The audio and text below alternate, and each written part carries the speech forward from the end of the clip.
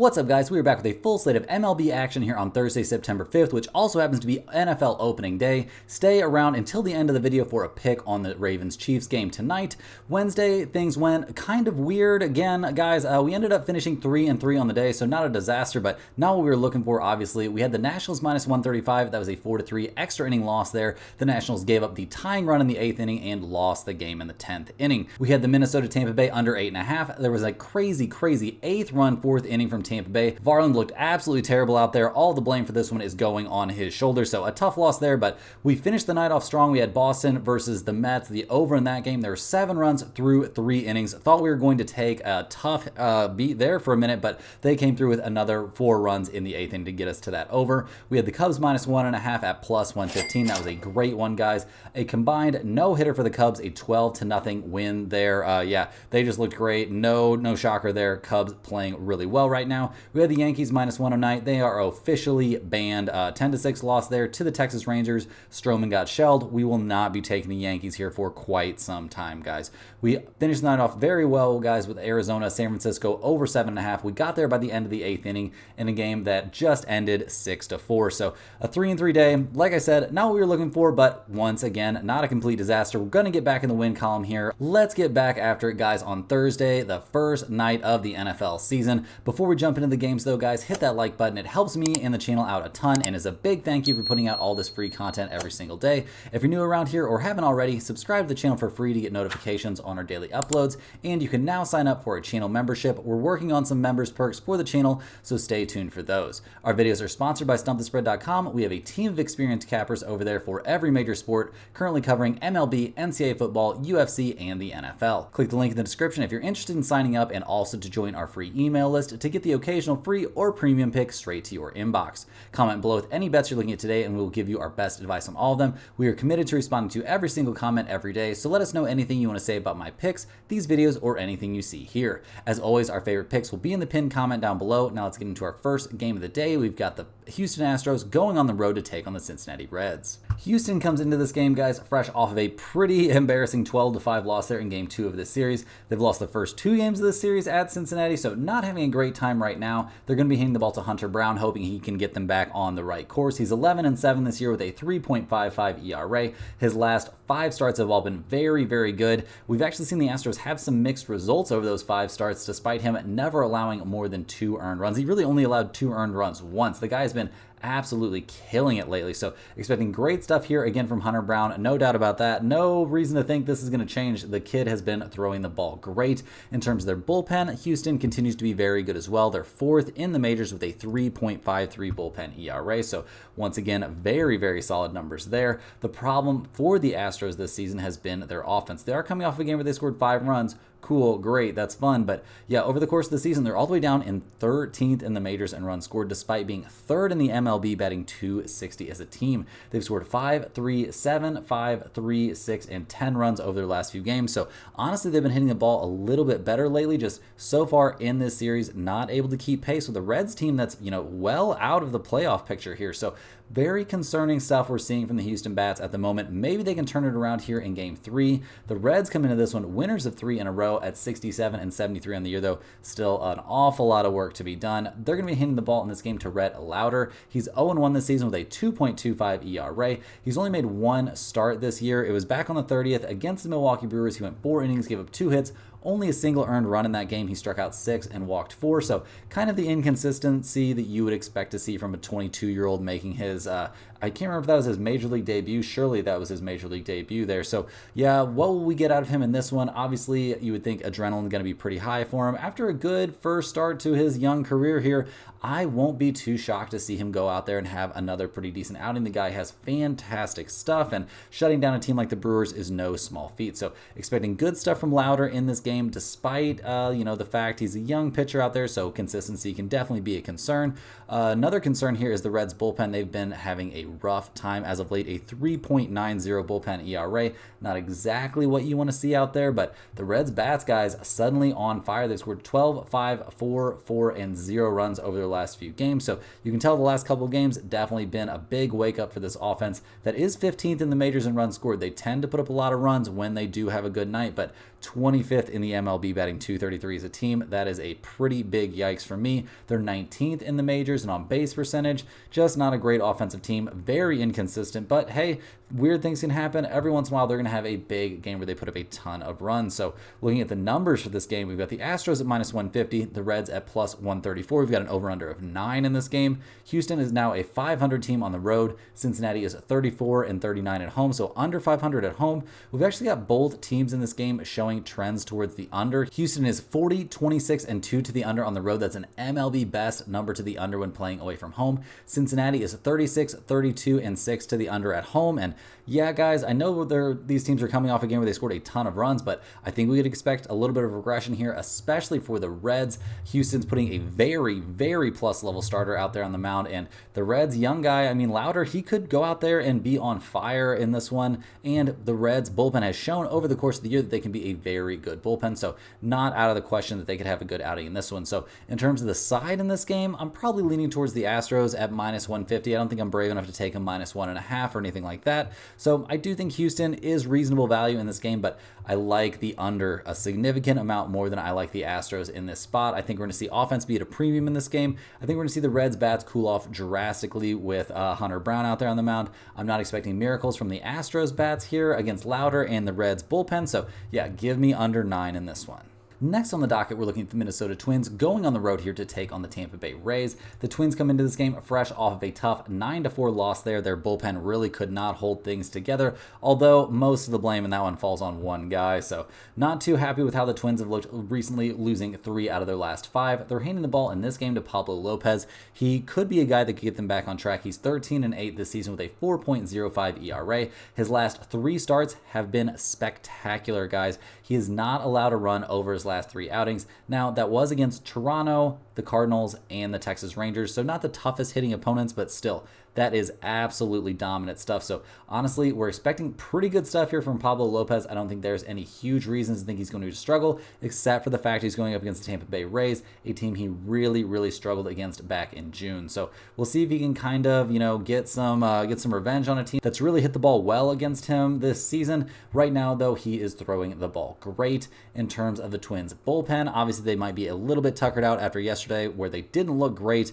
A 3.95 ERA coming out of the pen is obviously not ideal. So definitely question marks about their bullpen, question marks about their offense right now too, guys. This was looking like one of the better offensive teams in the majors, like clearly top 10, maybe top 5, but the wheels have come off a bit here. They've scored 4, 1, 5, 4, 0, 2, and 1 runs over their last few games. They are 11th in the majors now in runs scored, 11th in the majors in batting average. Like, these are all numbers that looked much, much better only a few weeks ago. They are trending down in a pretty big way. So right now, guys, significant concerns for me about this Twins offense. And it's an offense they're going to need them, need to be good this season, need to be good here down the stretch if they want to have a chance at catching Cleveland there in the AL Central. So we'll see what happens, but definitely a team I'm worried about at the plate here. And they're taking on the Tampa Bay Rays, who come into this game winners of 2 in a row now. They're 69-70 on the year. So, a lot of work still to be done. They're handing the ball to Taj Bradley, who's 6-9 this season with a 4.35 ERA. His struggles just continue, guys. His last time out against the Padres, he got absolutely destroyed. 8 earned runs over 2 1/3 innings. Not very good stuff there. So we'll see if he can bounce back here against the Twins, but it seems like something is definitely wrong. The last time he faced the Twins was back on June 19th, and he was good out there, but it feels like this 23-year-old might possibly be injured, might possibly be tipping his pitches. I don't know what's going on, guys, but he's given up 8, 5, 3, 6, and 5 earned runs over his last few starts. Not having a very good time, especially considering how good he was earlier in the year. So very concerned about Taj Bradley. I'm not super concerned about that Tampa Bay bullpen. They're somewhere around, 8th or 9th in the majors with a 3.78 bullpen ERA, and they weren't terrible yesterday. So yeah, expecting decent stuff from the pen, although they might be a little bit depleted after what was effectively a bullpen start for them.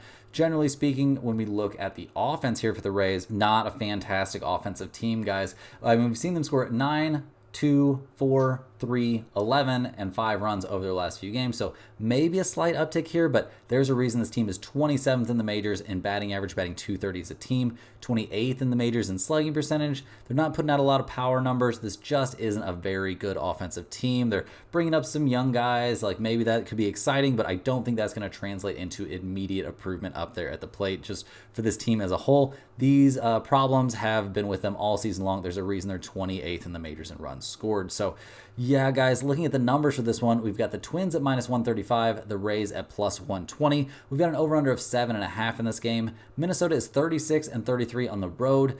Tampa Bay is 36-37 at home, so not a lot to go off of there, generally speaking, in terms of the over-under. Minnesota, a slight over team on the road. Tampa Bay is a very, very slight over team at home, so not a lot of trends to lean towards there, guys, and an over-under of 7.5 in this spot isn't something I'm really very interested in. However, I am interested in taking the Twins at -135 here. We've only seen terrible stuff from Taj Bradley over his last several starts. I don't think there's any major reason to think he's suddenly going to turn things around here. We've seen Pablo Lopez look nearly unhittable as of late. It's been really, really crazy, this run that he's been on. So I think we're going to hop on board. I think we're going to ride the old Pablo Lopez train here and see if he can keep it going, because the dude has been lights out as of late. Give me the Twins at -135 in this one. It has a very good chance to end up in the pinned comment.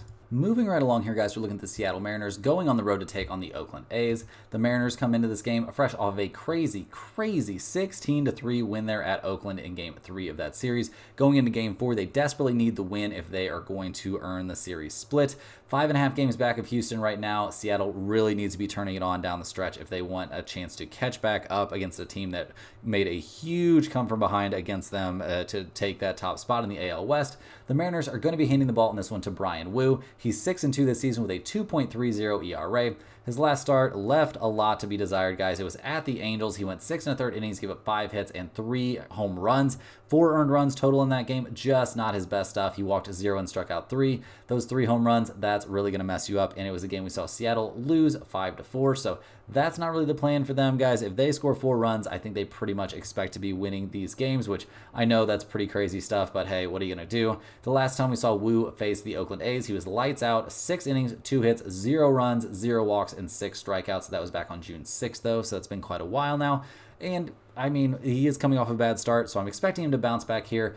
Figuring we'll get pretty good stuff here from Bryan Woo. How worried are we about the Seattle Mariners bullpen? I wouldn't say we're very worried, guys. They're somewhere around 10th in the majors with a 3.81 bullpen ERA. That's not a terrible number. This hasn't been a terrible bullpen this season. I'm not going to say they've been perfect or anything like that. They've definitely had problems from time to time, but right now I would say this bullpen is at least looking decent. So once again, guys, we're back at the drawing board here for the Mariners. We are looking at that offense. That's been the Achilles heel of this team all season long. They're still the worst in the majors in terms of team batting average, batting .216 as a squad. They're 26th in the majors in runs scored, 29th in slugging percentage. Over the last few games, guys, they did score 16 in their last one. Don't get me wrong. Absolutely insane offensive outburst there, but 16, 2, 4, 2, 4, 9, and 6 over their last several games. So is this a team that's capable of scoring runs? Yes, clearly. They just scored 16 runs last night, but do we trust them to put up consistent offense? Absolutely not. So we'll see what they can do here against the Oakland A's, who come into this one fresh off of that blowout loss. But they won the first 2 games of the series,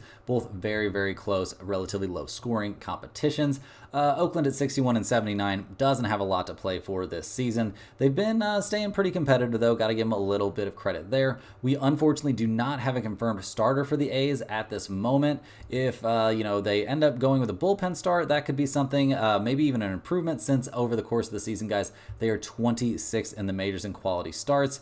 Their bullpen has been pretty good down the stretch, guys. A 3.72 bullpen ERA has them 7th in the majors, so nothing wrong with that. Kind of impressive to keep a decent bullpen like that together here, even though you're a team that was, clearly not going to be competitive this season. So yeah, give them a little bit of credit there. Generally speaking, their pitching staff, I don't think they're in a horrible spot, but I also don't think this is a spot that I would necessarily envy. Obviously, giving up 16 runs in one game is not great. They did only use up 3 pitchers in that one, so I don't think the bullpen's going to be too depleted, but yeah, just can't be a real good confidence boost there. So worried about the pitching staff a bit, a little bit worried about the offense coming off a game. They scored 3 runs. They've scored 3, 3, 5, 4, and 2 runs over the last few games.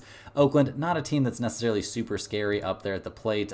They do have some decent power hitters, some okay power numbers, 14th in the majors in slugging percentage, but 25th in runs scored, 24th in the majors, batting .233 as a team. That's not great. They're also 24th in the majors in on-base percentage, and they're taking on a pitcher that's really, really dominated them already once this year. So looking at the numbers for this game, we've got the Mariners at -142, the A's at +128. We've got an over-under of 7.5 in this one. Seattle 28-42 on the road. That's pretty embarrassing, guys. Those are some really, really rough road numbers. Oakland they're 35-35 at home, and for a team that's well under 500, it's nice to see them having some pride playing in front of whatever home fans decide to show up to those games.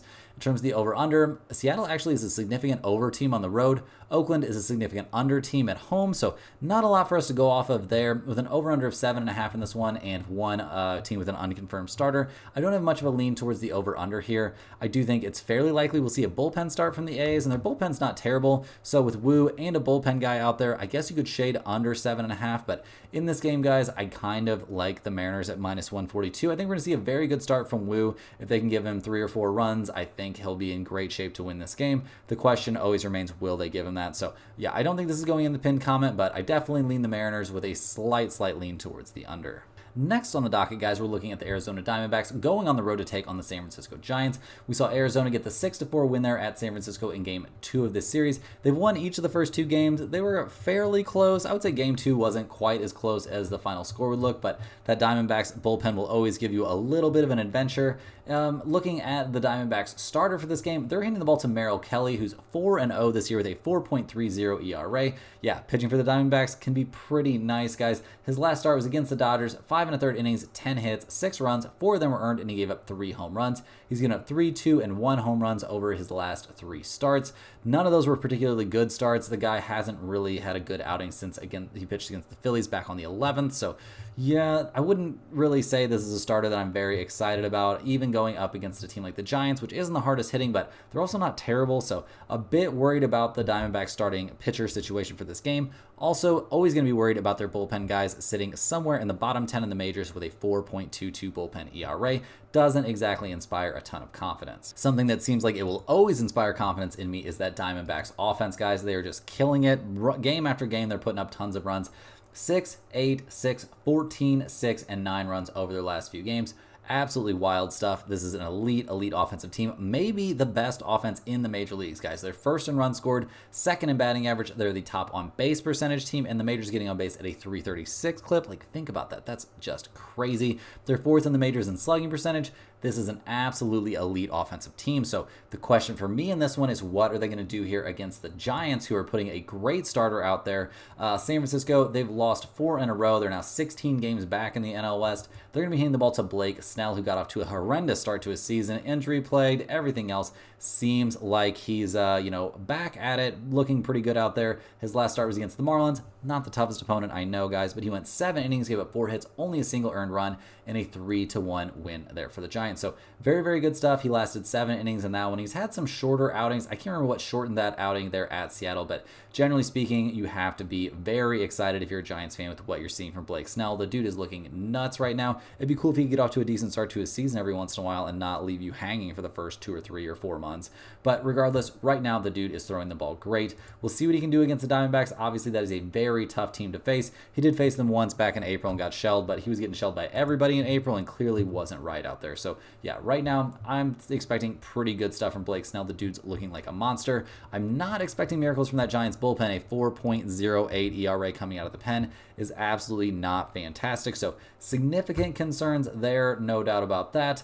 In terms of their offense, we're also a little bit worried about the Giants. They've scored 4, 7, 5, 3, and 3 runs over their last few games. They're 17th in the majors in runs scored, 19th in the majors in batting average. They're just a below average offense. There's no way around that, guys. It just isn't a great offensive team. It's not like they're taking on the toughest starter in this one, so I think we could expect them to put up a few runs, and that could be all that we see Snell need here, but yeah, this feels like a pretty big ask for me here. Not feeling this Giants offense really, obviously nowhere near the level of that Diamondbacks offense. So guys, looking at the numbers for this game, we see Arizona at plus 135. We've got the Giants at minus 150. We've got an over-under of 7.5 in this game. Arizona is actually 39-30 on the road, so a very respectable road team. San Francisco is 39-31 at home, so they've been taking care of business at home, but getting destroyed on the road. We've actually got both teams showing pretty legitimate trends here towards the under in this spot. Kind of wild to see Arizona as an under team, but they're 38-31-4 to the under when playing on the road. San Francisco is 37-31-2 to the under at home. So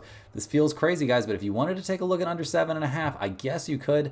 I don't think I'm going to be doing that personally. I don't trust Merrill Kelly enough out there. And generally speaking, I think we could see some offense in this game. In terms of a side, I'm actually leaning slightly towards the Diamondbacks at plus 135. If they can't get to Blake Snell, I think there's a real chance that they could end up getting to this Giants bullpen. But really, guys, overall, this is a spot that I'm going to be staying away from. Hey guys, jumping in here with a quick ad break. First of all, this is a great time to sign up at stumpthespread.com. Signing up for a premium membership gets you access to our entire team of cappers covering MLB, NCAA football, UFC, and the NFL. If you just want to test out the service, a great way to do that is by joining our free email list, which will get you the occasional free or premium pick straight to your inbox.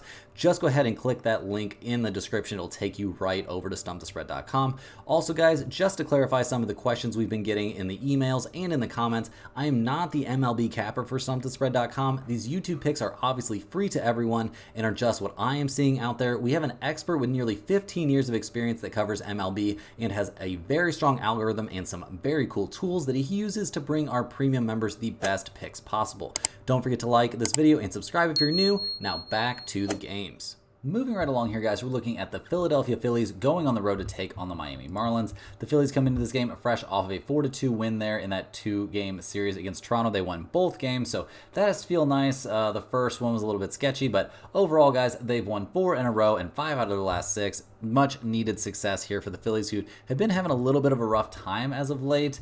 They're still easily in the top spot in the NL East, 7 games up on Atlanta, so I don't think they have too much to worry about right now. They're handing the ball in this game to a guy they really would like to get back on track. They're giving it to Ranger Suarez, who's 11-6 this year with a 3.02 ERA. His last start, though, couldn't have filled anyone with confidence. He only lasted 4 innings against Atlanta, gave up 5 hits and 4 earned runs, including 2 home runs in that game. He was so dominant to start the season off, guys, and it seems like he may have peaked too soon. He's had a decent start every once in a while here down the stretch, but it has absolutely not been smooth sailing out there for Ranger Suarez. The dude's been having a bit of a rough time, so certainly concerned to see him out there on the mound. We'll see what he looks like here against the Marlins. It's a team he faced back in late June, and he got absolutely destroyed, so a bit worried about him out there. Always going to be worried about that Phillies bullpen, guys. Even though they've been getting a little bit better recently, a 3.95 bullpen ERA is definitely not elite, and this is a bullpen that has shown it definitely has the ability to just implode at the slightest provocation. So we'll see what we get from their bullpen in this one. I'm not going to be holding my breath for miracles here, despite the fact they're going up against the Marlins. The Phillies offense has come alive a bit. I mean, 4, 10, 3, 3, and 2 runs over the last few games. Not exactly killing it. Not the level we've expected to see from this Phillies offense. They're going to need to get things figured out, guys. The playoffs are coming. Well, they've still got a while, but the playoffs are coming. The Phillies, over the course of the season, are 6th in the majors in runs scored. We do see Harper getting hit by another pitch, so we'll see if he's even available for this game. That could be a big question mark. Definitely worried about that. The Phillies are 4th in the majors in batting average, 5th in the majors in on-base percentage, but all of these numbers, guys, they are trending in a negative direction. So definitely some concern here. Very concerned about whether or not Harper's going to play in this game. I would say I'm probably going to be surprised to see him play in this game. So yeah, that could be a bit of a tough look. Definitely leaves a bit of a hole there in their lineup. Just generally speaking, guys, the Phillies not swinging the hottest bats. They're taking on the Marlins in this game, so maybe swinging not the hottest bats could be cured just in this game right here. But the Marlins come into this one, they won 1 out of 2 there against Washington. They actually won 2 out of 3 against San Francisco, so they're still trying out there. They're 52-87 on the year, so not killing it by any stretch of the imagination. They're going to be giving the ball to Adam Oller in this game. He's 1-1 this season with a 3.31 ERA. His last start was against the Giants, guys, and he went 6 innings, gave up 2 hits and 0 earned runs. He struck out 8 and walked 2 in that one, so absolutely elite stuff. And the only bad start we've seen him have since coming up to the majors this time, guys, was against Arizona, and everybody has bad starts against Arizona. So I'm expecting decent stuff from Oller in this game, to be honest, guys. I mean, he's looked good, generally speaking. Maybe not against the toughest hitting opponents, but still got to give him some credit here. We'll see what he can do against the Phillies, who've been a bit up and down at the plate as of late anyway. In terms of their bullpen, Miami, maybe a little bit worse now than I would have expected. A 4.08 ERA coming out of the pen is not ideal, but not that they looked horrible in their 2 games against Washington or really in their series against the Giants, so not a bullpen that I think is just a disaster out there. And the offense is where the question marks come up, guys. They've scored 4, 2, 7, 4, and 1 run over the last few games. They're 29th in the majors in runs scored, 29th in the majors in on base percentage, getting on base at a 296 clip. Yeah, pretty embarrassing stuff right now. This is not a good offensive team. Yeah, I mean, yeah, just not an offense that I'm very happy about, guys. So looking at the numbers for this one, we've got the Phillies at minus 215, the Marlins at plus 192. We've got an over-under of 8 out there. The Phillies are 35 and 31 on the road. Miami is only 25 and 45 at home, so that's obviously not great. The Phillies are 33, 31, and 2 to the over on the road. Miami is a MLB best 48, 19, and 4 to the over when playing at home. Yeah, an MLB best to the over at home for sure. In terms of the side in this game, guys, there's no way I'm going to be taking the Phillies at minus 215 with Suarez on the mound. He has been really, really bad here down the stretch. Aller's been looking good. I know this seems a bit sketchy, and I don't think this is going in the pinned comment, but I certainly think you could take a flyer here on the Marlins at nearly 2-1 underdogs. I think they win this game more than enough to make this profitable. I don't know that they're going to win this one necessarily, but I think they'll be right in it down the stretch, so definitely taking the Marlins seems reasonable to me. In terms of the over-under, I would shade towards the over given the trends both teams are showing, and that I think Suarez could give up some runs. I obviously think Aller could give up some runs. Not having Bryce Harper out there is definitely not a great thing for that bet, but generally speaking, I think the plays in this one are the over or the Marlins plus 192. I think both have some value, but I'm not sure if it's enough value to get me to put it in the pinned comment. Cruising right along through these games, guys, we're looking at the Washington Nationals going on the road to take on the Pittsburgh Pirates. The Nationals come into this game fresh off a 4-3 loss at Miami. That was a tough pill to swallow there, guys, getting walked off on in the 10th inning after giving up the lead in the 8th. The Nationals are 62 and 77 on the year, handing the ball in this game to Jake Irvin. He's 9 and 11 this season with a 4.08 ERA. His last start was not a good one, guys. He got absolutely shelled by the Cubs. 4 2/3 innings, 8 hits, 7 earned runs. He gave a home run in that one. Definitely not what we've gotten used to seeing from him over the last few games, although I'm not going to say the dude's been lights out. He has handled a tough slate of starts recently pretty well, but not somebody I'm looking at as a lockdown starter every time he's out there. And we're also considerably worried about that Washington bullpen. A 4.13 bullpen ERA has them in the bottom 10 in the majors, so that's not great. This is a bullpen that had some pretty high highs, but it looks like they're going to have some pretty low lows here to end the season. So definitely concerns there for the Nationals pitching staff in this game. We'll see what they get from their offense, which also hasn't been amazing here down the stretch, guys. 3, 6, 1, 3, 6, and 5 runs over their last few. 23rd in the majors in runs scored, 14th in the majors in batting average, so that's not bad. But yeah, this is a team that kind of struggles to get runs across the plate. They're 15th in the majors in batting average, and they're in the bottom third of the majors in slugging percentage, so that's not great either. We haven't seen great stuff from Garcia Jr. or CJ Abrams really here down the stretch. Yeah, guys, just generally speaking, not a team that I'm super hyped up about their offense. So looking at their opponent in this game, they're taking on the Pirates, who come into this one fresh off of winning 2 out of 3 at Chicago.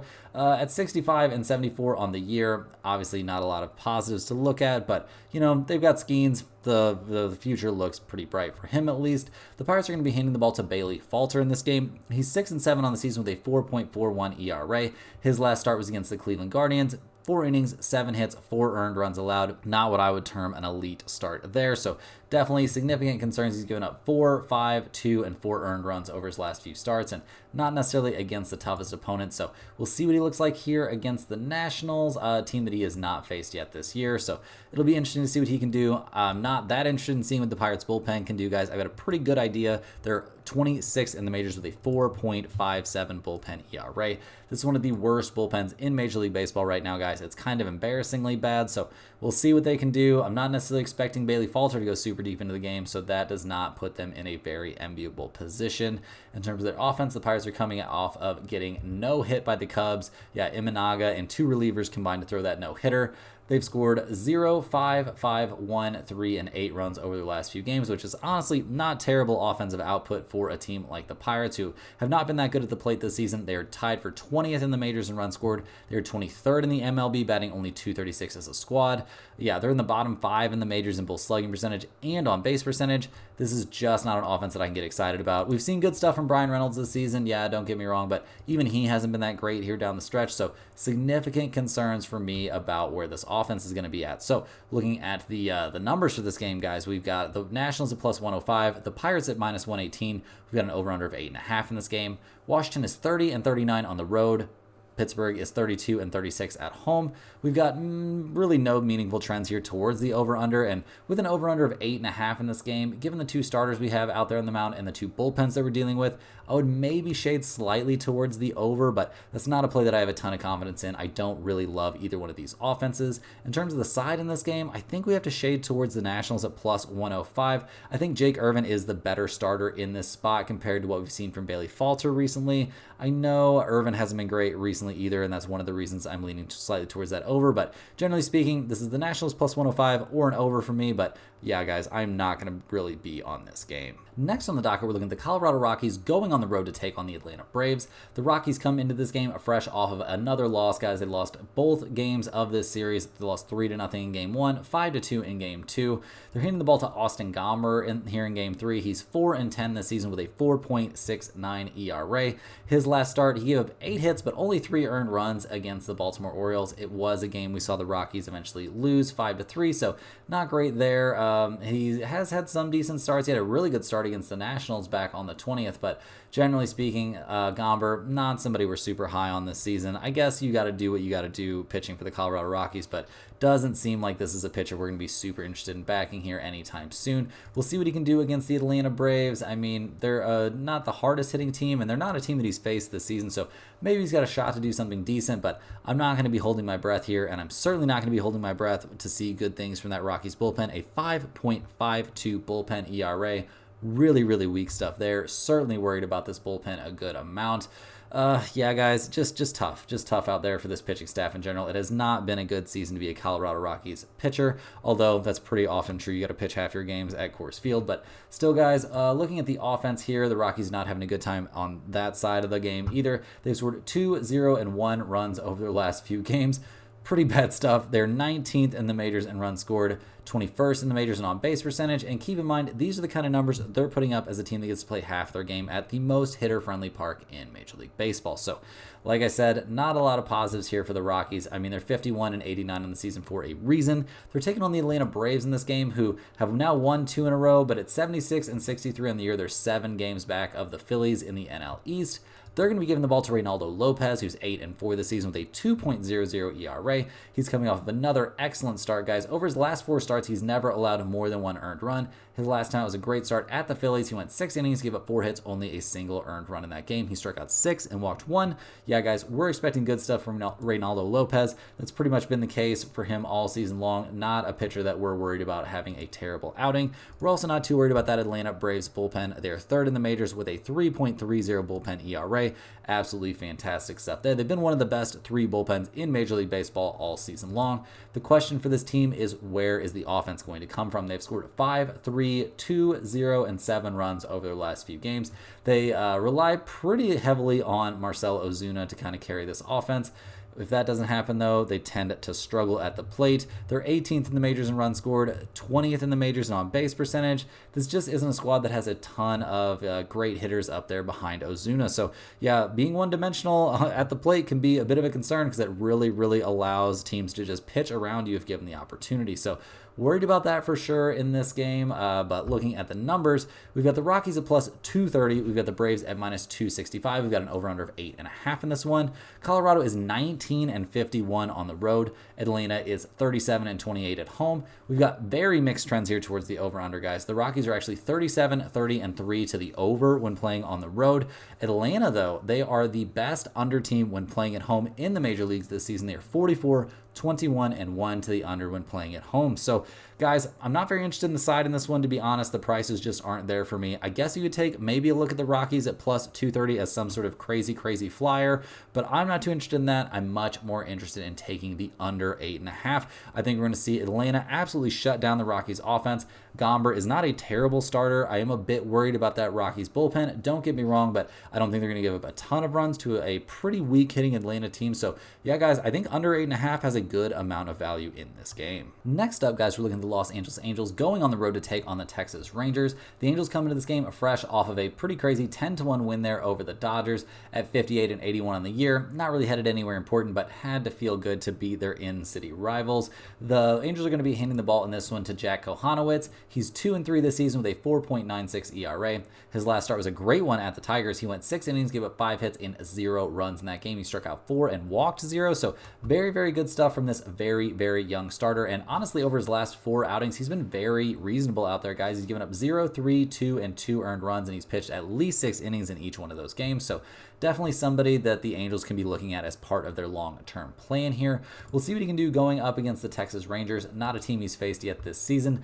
In general, what do we feel about that Angels bullpen? Well, that's been a work in progress all year long, guys. They're out of the bottom third of the majors, so I guess they've got that going for them, but a 4.07 bullpen ERA, not exactly what I would tab as elite. In terms of the Angels offense this season, it hasn't been great, guys. They've maybe been a little bit better recently, scoring 10, 2, 3, 5, and 5 runs over their last few, but 27th in the majors in runs scored this season, 28th in the majors in batting average, batting .230 as a team. That's not, generally speaking, going to get the job done. They're bottom 3 in both on-base percentage and slugging percentage. This is just not an elite offensive team, guys. No way around it. Not a very good hitting team, looking a little bit weak out there at the moment and really all season long. So we'll see what they can do here against the Rangers, who come into this game maybe playing their best ball of the season. They just won 2 out of 3 against the Yankees. They're going to be handing the ball in this one to Cody Bradford, who's 4-2 this year with a 3.21 ERA. His last start was a very good one against the A's. 7 innings, 4 hits, 2 earned runs in a game we saw the Rangers win 3-2. So very, very good stuff there. Great stuff in his start before that. Very reasonable stuff in his game before that against the Pirates. Like, this dude has been throwing the ball great here down the stretch. Expecting very, very good stuff from Cody Bradford going up against a pretty weak hitting Angels team. So not too worried about the starting pitching, but I am a bit concerned about the Rangers bullpen, guys. A 4.44 bullpen ERA has them in the bottom 7 or 8 there in the majors, which obviously not where you want to be, especially when you're a team that's not great at the plate. They are coming off a game where they scored 10 runs. They're swinging some pretty hot bats, scoring 10, 7, 4, 6, and 3 runs over their last few games. They're 24th in the majors in runs scored, but guys, watching Seager go to the IL with a hip issue that's probably going to keep him out for the rest of the year definitely isn't going to help this offense put up more runs. 24th in the majors in runs scored with Seager being in there, as much as he could. 22nd in batting average, 24th in slugging percentage. Like, this is not an elite offensive team. So looking at the numbers for this game, we've got the Angels at plus 135, the Rangers at minus 152. We've got an over-under of 8.5 in this one.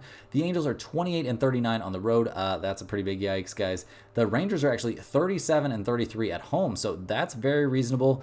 We also have some under trends, guys, and that once again could be what we're more interested in. I mean, in the side in this one, I'm definitely more interested in taking the Rangers at minus 152, but I don't think that's going anywhere near the pin comment, and this under has a chance. It's an 8.5, so a pretty standard number. The Angels are 34-31-2 to the under on the road. The Rangers are 43-26-2 to the under at home. They're one of the best under teams when playing at home in the majors, so definitely want to take a look at that under 8.5. I think it's got some very, very solid value. Is it going in the pinned comment? I'd be lying if I said it didn't have a chance. Last but not least here, guys, we're looking at the Detroit Tigers going on the road to take on the San Diego Padres. The Tigers and Padres are actually just finishing up their current game, game 1 or game 2 of that series. I mean, the Padres came away with a 6-5 win there in 10 innings, a nice bounce back for them. Tigers come into this game obviously now fresh off of back-to-back losses at 70-69 in the year, not having the season they imagined. They're going to be giving the ball to Casey Mize in this game. He's 2-6 on the season with a 4.36 ERA. His last start was not a great one against Boston. 6 innings, 5 hits, 4 runs, 3 of them were earned, and he gave up a home run in that game.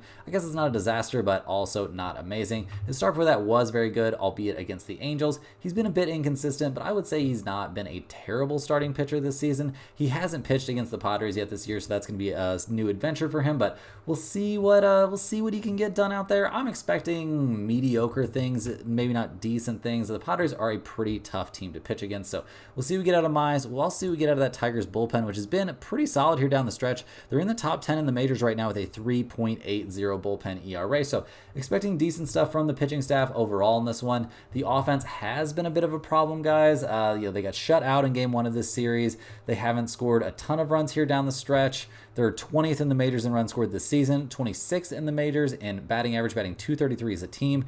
They're one of the worst 2 or 3 teams in the majors in terms of on-base percentage, and they're just not a team that runs a lot of good hitters up there. Like, this is not a very good offense. I know that's not shocking news to a to a lot of people, but yeah, not super high on the Tigers offense here as they go up against the Padres, who have now won 4 out of their last 5 overall to get to 79 and 61 on the season, 5 games back of the Dodgers in the NL West. They're going to be giving the ball to Martin Perez in this game, who's 4-5 this season with a 4.71 ERA. Perez has actually been decent here down the stretch. I wouldn't say that he's been elite necessarily, a bit all over the place, a little bit up and down, but generally speaking, he's been an improvement for the team that picked him up. We actually see that the Padres have somehow won each of the last 6 games that he started, and that's all the starts that he's made for the Padres, so gotta feel good for them to have him on the mound. Also, likely that they feel pretty good about their bullpen at this point in the year, guys. A lot of work went into making that Padres bullpen better, and they're down to a 3.84 bullpen ERA after being one of the worst bullpens in Major League Baseball early in the season. So definitely a bullpen that's pointed in the right direction here, guys, and